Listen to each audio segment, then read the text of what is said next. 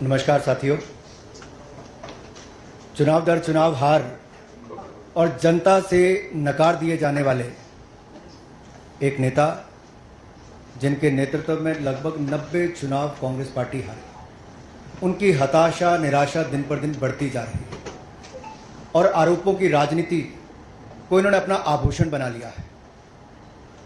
जब इन्हीं के लगाए गए आरोपों को ऑथेंटिकेट करने के लिए कहा जाता है तो पीठ दिखाकर भाग जाते हैं, शपथ पत्र देने के लिए कहा जाता है तो मुकर जाते हैं। गलत और निराधार आरोप लगाना राहुल गांधी जी की आदत बन गई है। It has become a habit of Shri Rahul Gandhi to make incorrect and baseless allegations और बार बार आरोप लगाने के बाद माफी मांगने का काम और कोर्ट से फटकार खाने का काम राहुल गांधी जी का हो गया है। आप देखिए, राफेल हो, चौकीदार चोर हो, या फिर सावरकर जी या आरएसएस की बात, या फिर पेगासस के मामले, इन सब पे इनको फटकार ही लगी है। कई बार कोर्ट में माफी मांगनी पड़ी। तो कीचड़ उछालो और भाग जाओ हिट एंड रन के मामले राहुल गांधी जी के कई हैं। आज की प्रेस कॉन्फ्रेंस में हाइड्रोजन बम फोड़ने वाले थे, फुलझड़ी से काम चलाना पड़ा, वो भी फुस हो गई। क्या हो गया? इलेक्शन कमीशन ने बड़ा स्पष्ट कहा है कि no deletion of any vote can be done online by any member of public. Online किसी भी वोट को नहीं काटा जा सकता और no deletion can take place without giving an opportunity of being heard to the affected person. तो बगैर किसी की बात सुने उसका वोट नहीं काटते, उस पर निर्णय नहीं करते। 2023 में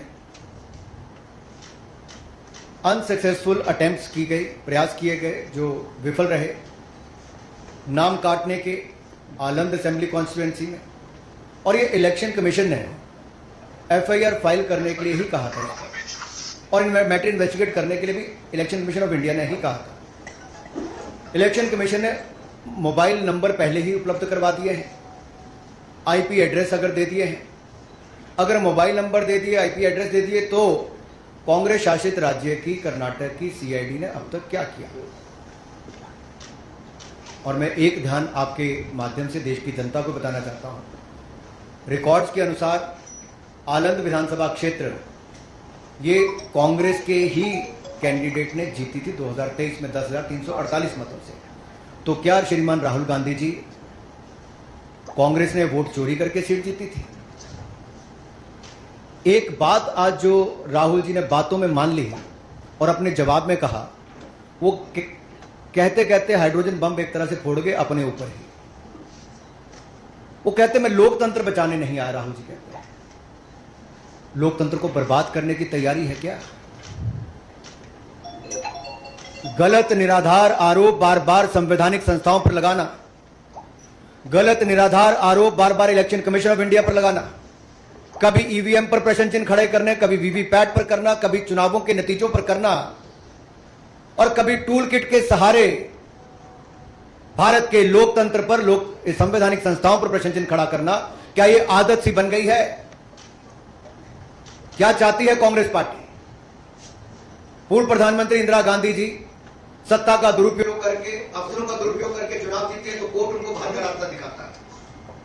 राजीव गांधी जी की हत्या के बाद एक लोकसभा का चुनाव पेंडिंग नहीं होता, 1 महीने तक अगर चुनाव को स्थगित कर दिया जाता तो किस पार्टी को फायदा उस समय के इलेक्शन कमीशन ने दिया? रमा देवी जी, एमएस गिल, टीएन शेषन से लेकर ये बाकी सारे इलेक्शन कमिश्नर जो थे, किस पार्टी ने नियुक्त किए और वापस किस दल में गए? कांग्रेस पार्टी में गए।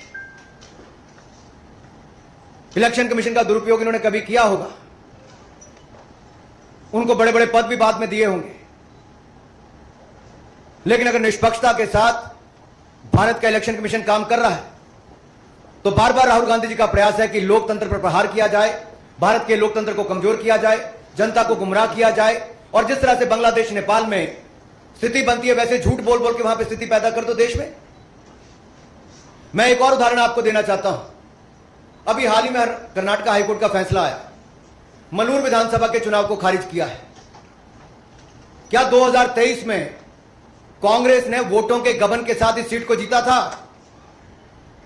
इस मामले में कर्नाटक हाईकोर्ट ने भाजपा के उम्मीदवार मंजुनाथ गौड़ा के पक्ष में फैसला सुनाया है।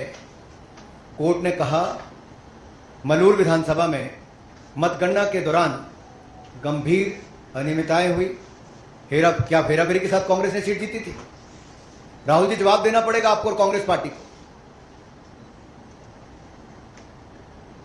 और आपके इलेक्शन कमिश्नर के समय अगर मैं कहूं, सोनिया जी का नाम जब आया कि नवीन चावला जी की नियुक्ति उन्होंने कर दी, और उस समय के चीफ इलेक्शन कमिश्नर ने आरोप लगाकर कहा था, प्रेसिडेंट को लिख के कहा था कि क्लासिफाइड और सेंसिटिव इंफॉर्मेशन नवीन चावला लीक करते हैं।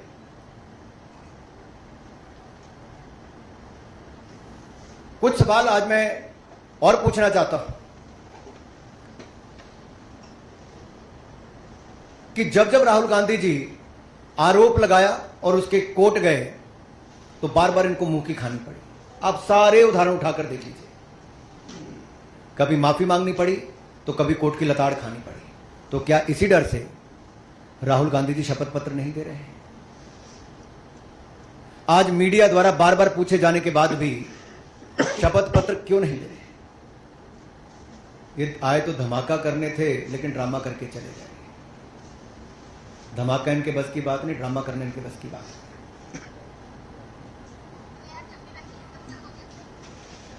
और अगर इतना ही दम आपके तर्कों में है तो आप कोर्ट क्यों नहीं जाते? इलेक्शन कमीशन ने तो आपको बार बार कहा सबूत दो, हल्फनामा दो, ना आप सबूत दे पाते हो और गलत आरोप लगाते हो।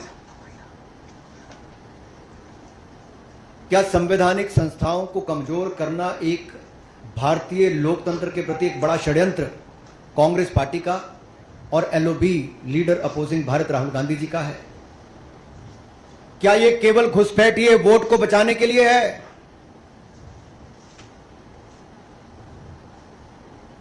अपने हर तर्क में वो बात करते हैं एससी, एसटी, ओबीसी की, अल्पसंख्यक की, लेकिन उन्हीं के वोट की ताकत को कम करने का प्रयास राहुल गांधी जी और कांग्रेस पार्टी कर रहे हैं। क्या घुसपैठियों के वोट को बचाने के लिए infiltrator first politics is the sole agenda of mister Rahul Gandhi and Congress party? Is Congress trying to protect infiltrators and their voting rights? Rights तो है नहीं, लेकिन अधिकार दिलाना चाहते हैं।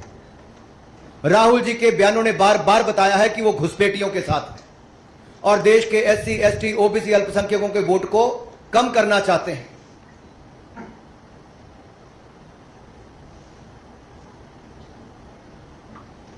आलम की बात मैंने आपके सामने रख दी। जो आरोप इन्होंने लगाया उस पर पूछना ही पड़ेगा, क्या वो 6000 वोट डिलीट हुए थे कि नहीं हुए थे? और बीआर पाटिल क्या कांग्रेस पार्टी के विधायक हैं जो जीते हैं? तो क्या कांग्रेस ने वोट चोरी करके चुनाव जीता है? राहुल जी अराजकता फैलाना बंद करें, लोकतंत्र के खिलाफ षड्यंत्र बंद करें। Your sole politics has become to create chaos, then play victim card, and you are always trying to delegitimize democracy.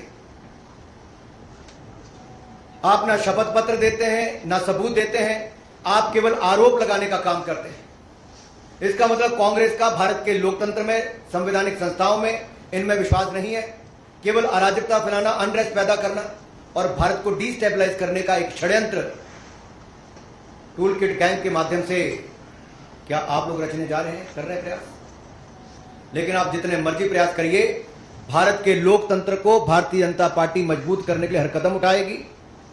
और घुसपैठियों को जिनको आप वोट दिलाना चाहते हो, उन घुसपैठियों को बेनकाब करने का काम भी हम करेंगे।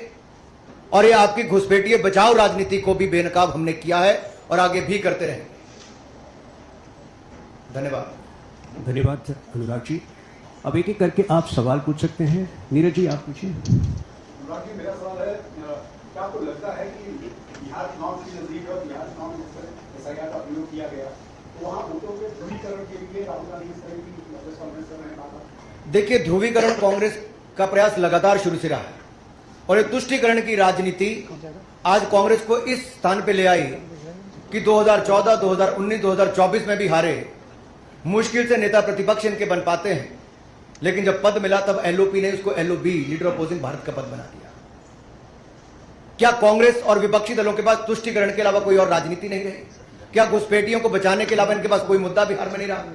क्या बिहार के विकास को देखकर कांग्रेस की आंखें इतनी बंद हो गई कि आज वो केवल घुसपैठियों के सहारे बिहार के चुनाव में जाना चाहते हैं? क्या कोई और सहारा इनके पास बचा नहीं है? और आज देख लीजिए, जैसे पहले राहुल जी ने माफिया मांगी है, बिहार के चुनाव के बाद भी माफी मांगने वाले हैं। जी ऐश्वर्या जी। अनुराग जी, आपने बात की कि पिछले बांग्लादेश नेपाल में जो हो रहा है, कांग्रेस पार्टी कड़ी महसूस कर चुकी है, राहुल गांधी बार-बार उंगली उठाते हैं, लेकिन वे trying to do something like Nepal and Bangladesh. देखिए, शायद वो भूल गए कि बाबा साहब अंबेडकर, जिनको कांग्रेस पार्टी ने उस समय भी जिस तरह से जलील करके पार्टी से बाहर निकाला, चुनाव भी हरवाए, बाबा साहब अंबेडकर के दिए संविधान पर प्रश्न चिन्ह कांग्रेस पार्टी ने उठाकर बार बार संशोधन किए, उनको राजनीति से बाहर करने का रास्ता दिखाया। शायद राहुल जी भूल गए, भारत की ताकत वो भारत का लोकतंत्र है जो इसको और मजबूत करता है। भारत के युवा हैं जो जागरूक करते हैं। भारत के युवाओं ने अगर भारत को थर्ड लार्जेस्ट स्टार्टअप इकोसिस्टम बनाया है, नरेंद्र मोदी जी के नेतृत्व में अगर भारत दुनिया की चौथी बड़ी अर्थव्यवस्था बना है, और भारत के बढ़ते कदमों को देखकर ब्राइट स्पॉट और इकोनॉमी जो सबसे तेजी से बढ़ रही, दुनिया आज भारत की और एक उम्मीद की तरह देख रही है, तो उनको लगता है कैसे ना कैसे लोकतंत्र को ही कमजोर कर दिया जाए, संवैधानिक संस्थाओं को कमजोर किया जाए। और जो ये सवाल और खुश होते हैं जब किसी देश ने हमारे ऊपर टैरिफ लगाने की बात कही तो कांग्रेस खुश हो रही थी, लेकिन शायद वो भूल गए कि भारत की अपनी एक बड़ी ताकत है। भारत झुकता नहीं, भारत अपनी ताकत के साथ खड़ा रहता है। तो आप चाहे भारत को गिराने का प्रयास करें, लोकतंत्र को शर्मसार करने का प्रयास करें, लोकतंत्र पर प्रहार करें, भारत का लोकतंत्र कमजोर नहीं होगा, चाहे कांग्रेस जितना मर्जी प्रयास कर ले, चाहे घुसपैठियों के दम पे ही क्यों ना।